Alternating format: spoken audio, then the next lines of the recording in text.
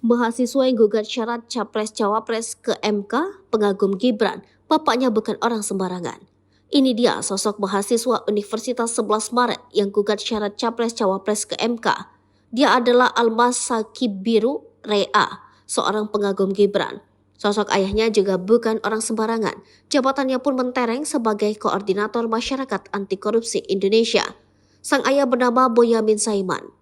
Boyamin membenarkan bahwa pemohon yang memenangi gugatan ke Mahkamah Konstitusi mengenai batas usia Capres-Cawapres minimal 40 tahun atau berpengalaman sebagai kepala daerah adalah putra kandungnya. Namun Boyamin enggan banyak komentar mengenai gugatan anaknya yang sebagian dikabulkan MK itu. Sang anak disebut Boyamin mengajukan gugatan ke MK bersama tim kuasa hukumnya tanpa paksaan. Boyamin juga mengaku tak turut serta dalam tim kuasa hukum anaknya. Adapun mengenai substansi gugatan ke MK, Boyamin enggan menanggapi untuk menghindari konflik kepentingan.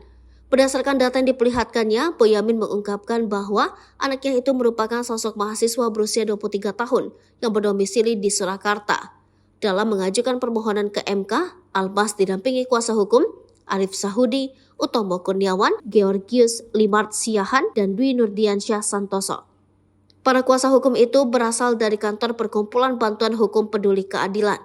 Sebelumnya, permohonan bernomor 90-PUU 21-2023 yang diajukan Almas itu dikabulkan sebagian oleh MK.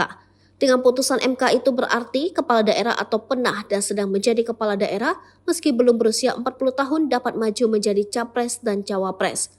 Dalam pertimbangannya, MK melihat batas usia tidak diatur secara tegas dalam Undang-Undang 1945.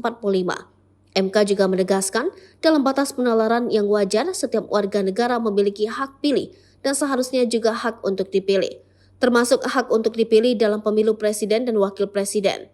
Putusan sidang ini segera berlaku mulai dari pemilu 2024 dan seterusnya.